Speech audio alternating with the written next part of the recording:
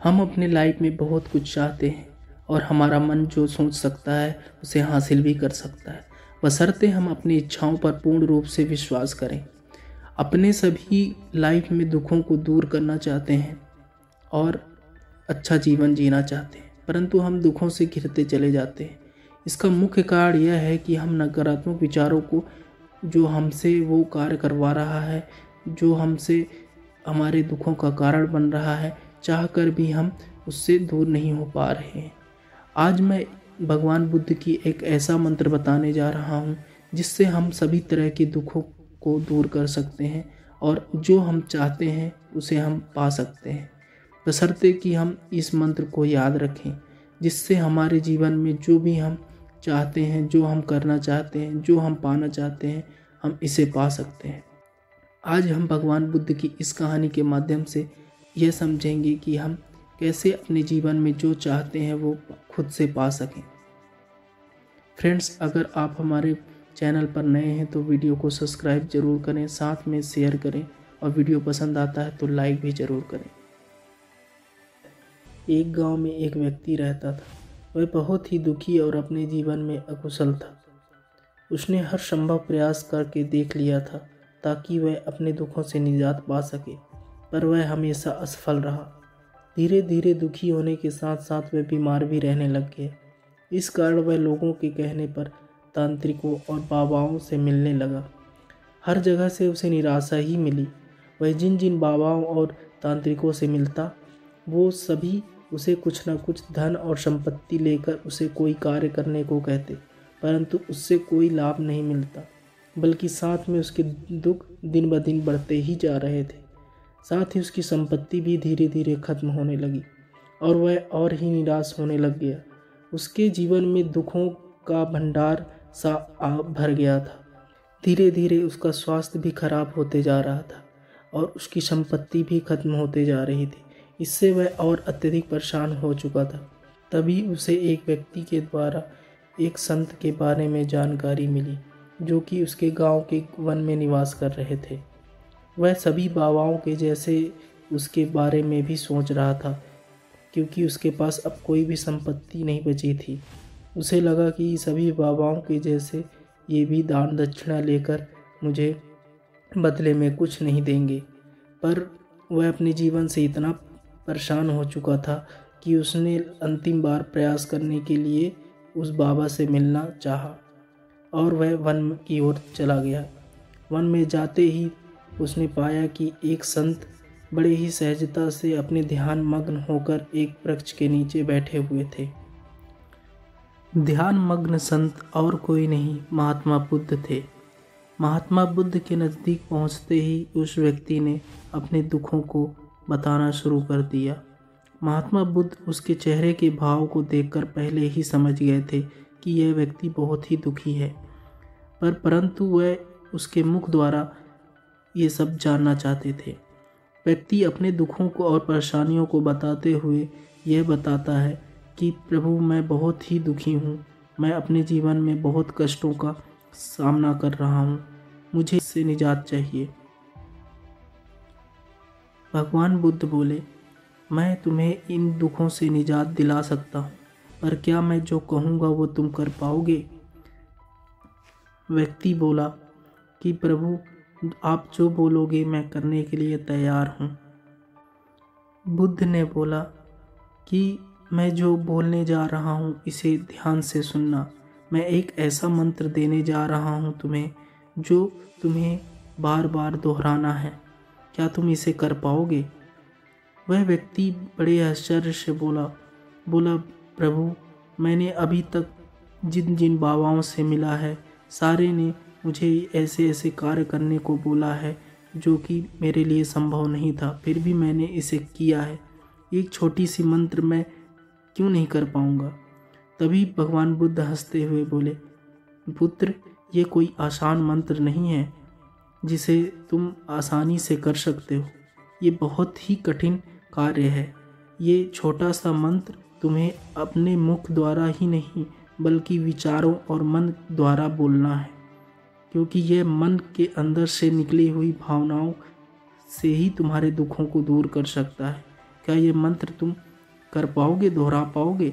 वह व्यक्ति बोला, जी प्रभु, मैं हर संभव प्रयास करने के लिए तैयार हूँ। तभी भगवान बुद्ध ने बोला, तो पुत्र, ये मंत्र यह है कि तुम्हें अपने आप को ये बोलना है कि मैं सुखी हूँ, मैं सुखी हूँ, मैं खुश हूँ, मैं स्वस्थ हूँ। और इसे इतनी बार बोलना है जितनी बार तुम संभवतः बोल सको। साथ ही तुम्हें ये विचारों को मन से बोलना है, मुख के द्वारा ही नहीं, मन के अंदर से भी इसे बोलना है कि मैं सुखी हूँ, मैं खुश हूँ और मैं स्वस्थ हूँ। इस मंत्र को बार बार तुम्हें बोलते रहना है। वह व्यक्ति यह मंत्र को अपने मुख में से बोलने लग गया और मन में भी उतार लिया।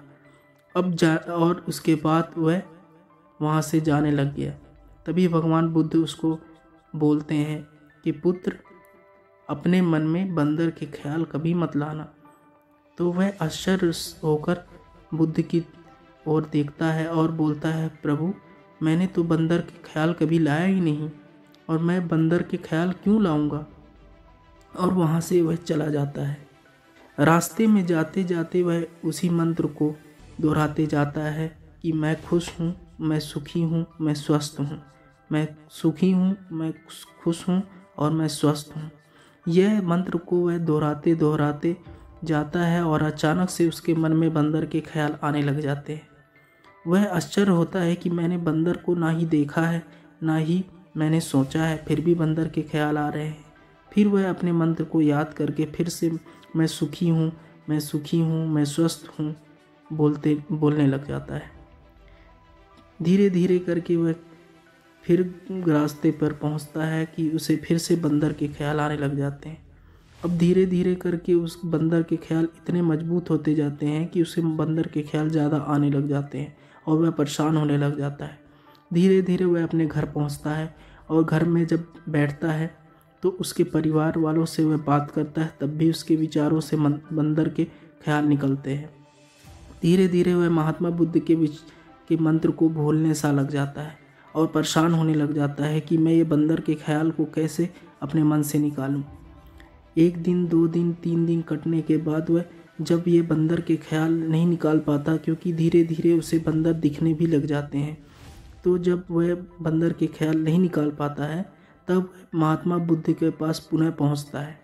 और पहुंचने के बाद उसने पूरी कहानी अपनी महात्मा बुद्ध को बताता है कि प्रभु, मेरे साथ ऐसी घटना हो रही है कि मैं अपना मंत्र को भूल कर अब बंदर के ख्याल बार बार मेरे अंदर आ रहे हैं, जबकि मैंने बंदर को ना ही देखा है ना ही सोचा था।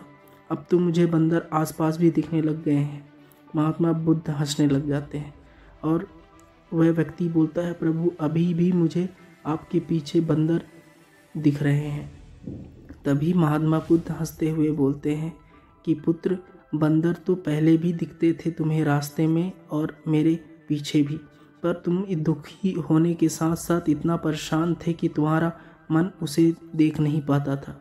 तुम अपने जीवन में इतनी दुखी थे कि उसे नहीं देख पाते थे। भगवान बुद्ध ने बताया कि जिस विचार को हम बार बार सोचते हैं और उससे दूर भागना चाहते हैं, वह विचार हमारे मन में और मजबूत होते चले जाते हैं। जिन दुखों को हम चाहते हैं कि वो हम उनसे दूर हो जाएं, वह दुख हमें बार बार उसी की ओर पहुंचाने लगता है और हमारा मन उसी की ओर लगने लग जाता है। हम चाहते हैं कि हमारे दुखों से हम निजात पा सकें, पर हम उन दुखों से दूर नहीं हो पाते और हमारा मन उसी की ओर बार बार सोचने लग जाता है, क्योंकि हम किसी भी चीज़ को मन से नहीं करते हैं। बार बार हम उससे निजात पाने की कोशिश करते हैं। भगवान बुद्ध ने ये भी कहा कि सुख और दुख तो हमारे जीवन का हिस्सा है पुत्र। सुख आते हैं तो दुख भी आना होगा और दुख आएंगे तो सुख भी आना होगा, पर हमें ये ध्यान रखना है कि ये आते हैं और चले जाते हैं। पर अगर हम दुखी होने के बाद अगर उन दुख से बार बार निजात चाहते होंगे, तब हम उससे दूर नहीं हो सकते। इसी प्रकार हमारा मन, हम जो सोचते हैं वही हमें मिलता है। इसीलिए मैंने ऐसा मंत्र तुम्हें दिया था कि जिससे तुम सकारात्मक विचार को अपने मन में ला सको। मुक्त के द्वारा ही नहीं, आप अपने मन के द्वारा भी इसे बोल सको कि मैं सुखी हूँ। मैं जितनी बार ये बात बोलूँगा सुखी होने का, उतनी बार मेरा मन शांत होते चला जाएगा और साथ में मैं जो सोचता रहूँगा वही मुझे मिलेगा। अगर मैं बार बार दुखी होने के बारे में सोचता हूँ तो मैं और दुखी होता चला जाऊँगा और दुखी होने के साथ साथ वह मेरा मन के साथ साथ मेरे शरीर में भी समस्या उत्पन्न करेगा। इसीलिए तुम्हारे मन के साथ साथ स्वास्थ्य भी बिगड़ते जा रहा था। पुत्र, तुम ये ध्यान रखो कि यह मेरा मंत्र है, जिसे हमेशा याद रखो कि मैं सुखी हूँ और खुश हूँ। क्योंकि जब मैं सुखी हूँ बोलता हूँ तब क्या होता है कि हमारा शरीर हमारे मन में ये प्रभाव छोड़ने लग जाता है और इससे हमारे शरीर में सुखी होने के सकारात्मक भाव पैदा करने लग जाता है और हम सुखी होने के ऊपर आने लग जाते हैं। भगवान बुद्ध की ये बातें सुनकर व्यक्ति समझ गया कि मुझे मेरे दुखों का कारण मैं खुद ही हूँ। मेरा मन ही है जो मैं बार बार दुखों से निजात पाने की कोशिश कर रहा हूँ और दुख मेरे ऊपर ही आए जा रहे हैं। इसलिए अब मैं वो मंत्र को ध्यान रखूँगा। यह बोलते हुए वह व्यक्ति निकल जाता है और घर में जाने के बाद वह बार बार अपने मन में सुखी हूँ और स्वस्थ हूँ बोलने लग जाता है। धीरे धीरे उसका जीवन बदलने सा लग जाता है और वह अपने कार्य में खुश होने लग जाता है और धीरे धीरे उसका जीवन भी खुशमय होने लग जाता है। धीरे धीरे उसका स्वास्थ्य और शरीर सब कुछ अच्छा हो जाता है, वह अपने जीवन में खुश हो जाता है। कहानी का आशय यह है कि हम जैसा सोचते हैं वैसे ही हमें मिलता है। इसलिए हमें अपने प्रति अच्छे विचार और सकारात्मक विचार को लाना चाहिए और साथ में हमें अपने विचारों को सकारात्मक रूप से मार्गदर्शन देना चाहिए। हम दुखी होने के कारण कई बार हमें दुख के आगे कुछ नहीं दिखता है, जिससे हम बार बार दुखी होने से निजात पाना चाहते हैं, जिससे हम दुखों के आगे और घिरते चले जाते हैं। इसलिए दोस्तों, कभी भी हम जो भी हमारी बुरी आदतें हैं और हम बुरे कर्मों को अगर छोड़ना चाहते हैं तो उसके लिए हमको बार बार उसके बारे में नहीं सोचना है हमको, बल्कि उसके लिए उसके जगह कोई अच्छे विचार को अपने मन में डेवलप करना है, ताकि हम उस बुरे विचार से और बुरी आदतों से छुटकारा पा सकें।